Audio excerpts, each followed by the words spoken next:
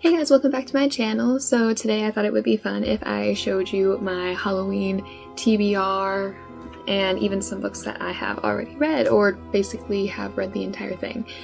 I plan on doing this again for fall, so I hope that you enjoy this, so you will watch that to get my watch hours up. We are going to start with actually the only one that I have read. What was I talking about? This one I already read. This is the Amityville Horror.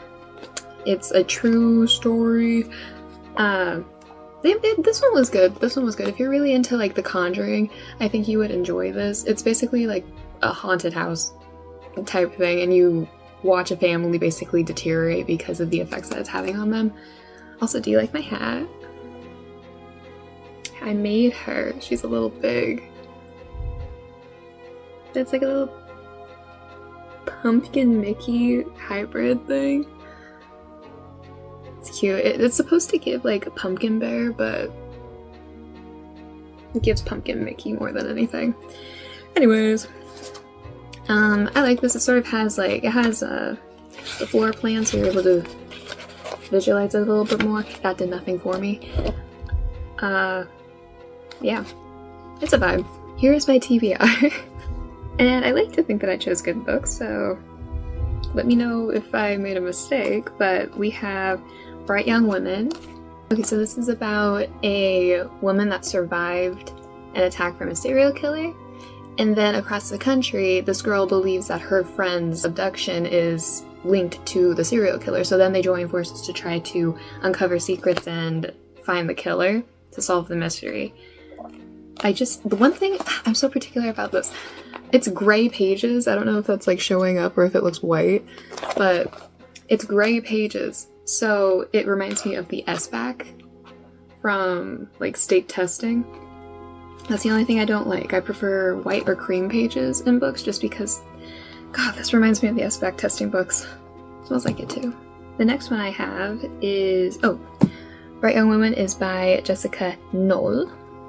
Now I have The Quiet Tenant by Clemence Miquelon, maybe? So this is told from 3 different perspectives. It's about a man, and it's told from the perspective of his wife, his daughter, and the woman he kidnapped. So I think that is a very interesting topic. Where is she being held at? Yeah, she's being held in his backyard shed. He's also a serial killer.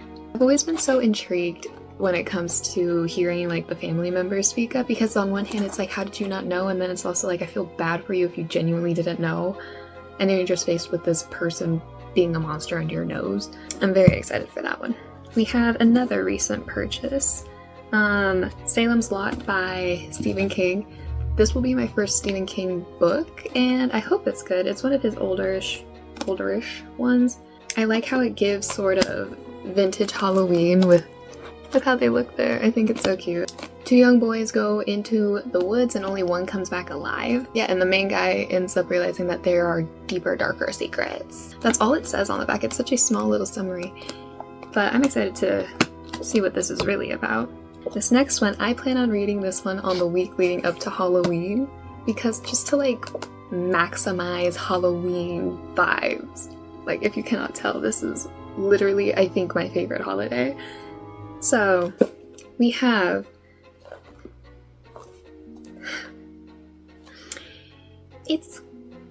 I accidentally bought the movie cover book, so it's A Haunting in Venice, but it's the Halloween party. I'm embarrassed by this. I did not know this before buying it.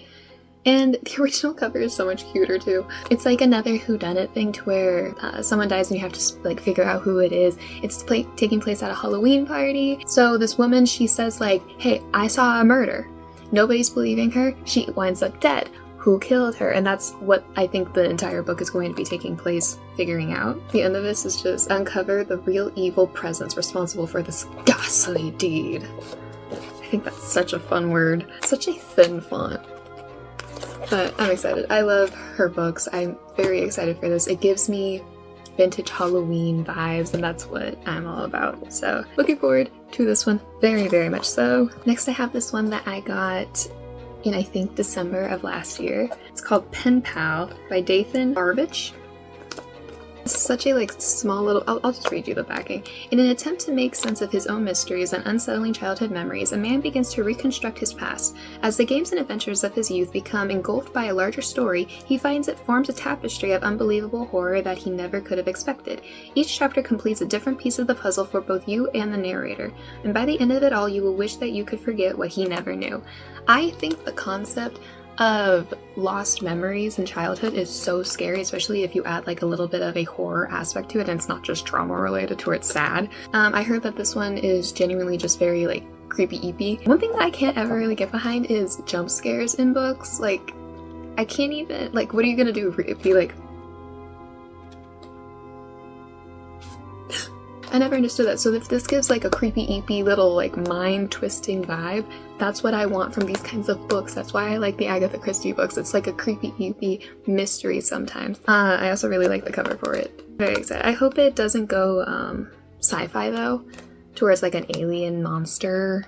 Monster's fine, but like alien or body snatcher type thing. I don't really find those things interesting, but if that's the case, like there's a thing that everybody likes and that's just not for me. My last one I got in, if you go into Barnes & Noble, you're able to, I don't know if they still do it. I went in one time with one of my old friends and we both got a blind date with a book to where it gives you a brief little, like 3 bullet points where it's like, takes place in small town, angsty main character. Like it's just like very vague bullet points of what the book is. And then you just pick it based off of what you think you might like. This one is the one that I got, and I think it's exactly like in the realm of what I like to read. It's called You Know Her by Megan Jeanette, and the review at the top is a go-to feminist thriller by Chelsea Kane, author of Heartsick. I love feminist thrillers. So basically, like it's taking place in this town, and there's a serial killer around, but nobody's thinking that it's a woman.